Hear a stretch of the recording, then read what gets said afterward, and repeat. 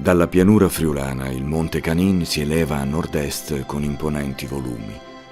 Domina campi e paesi e scandisce i ritmi delle stagioni segnando l'inverno con un manto eburneo che alla fine del giorno si lascia andare a spettacolari fantasie di colore.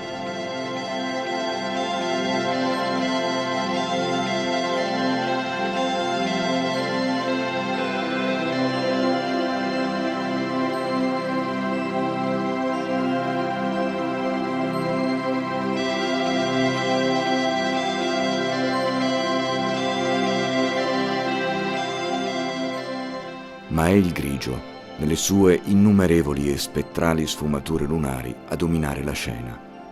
L'universo del Canin, immenso e misterioso regno di pietra, di vento e di silenzi.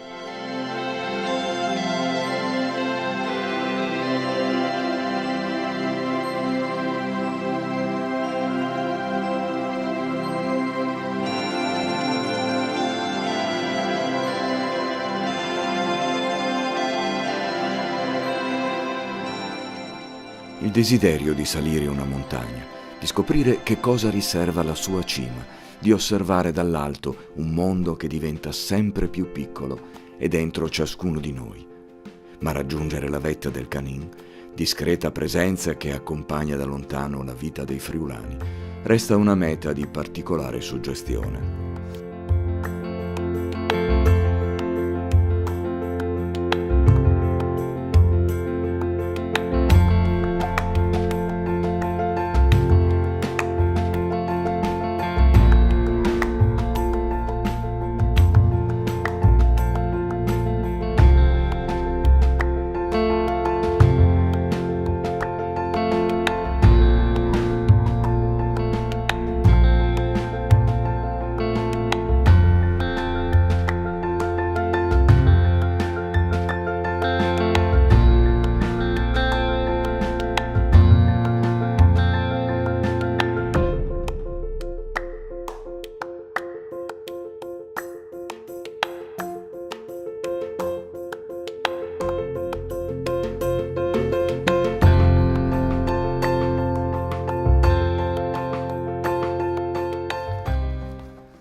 La cresta che da est raggiunge la cima a 2587 metri di quota è la via di salita più elementare, anche se riserva qualche breve passaggio su roccia.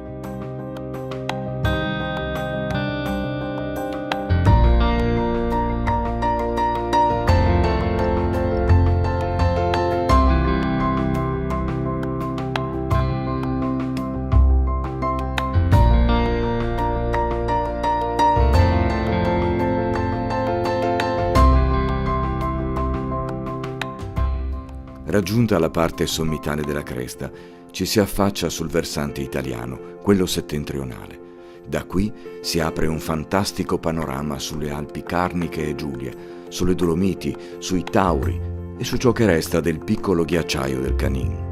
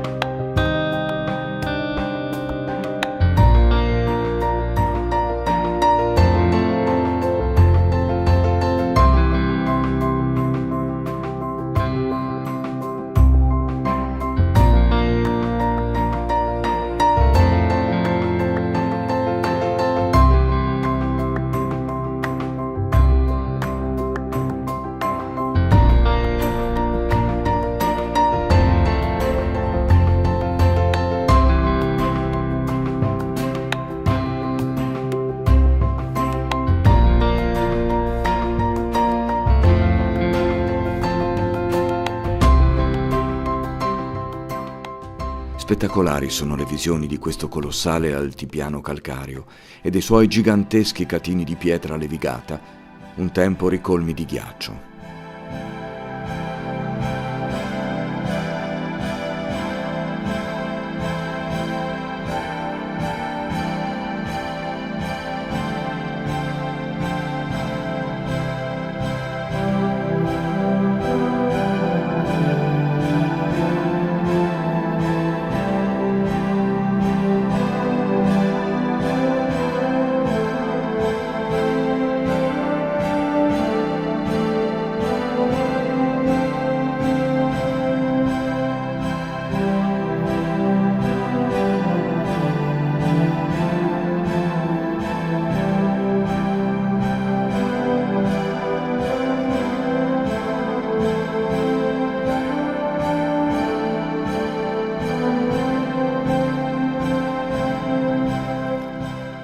Finalmente la vetta.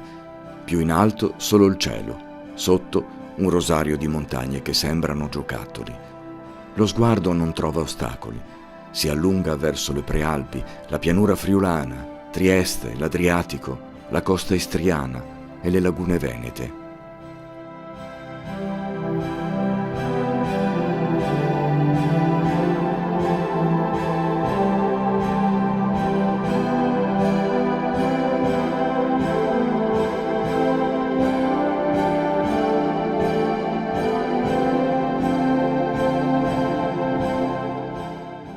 Ancora qualche suggestivo passaggio di cresta per raggiungere una seconda cima leggermente più bassa.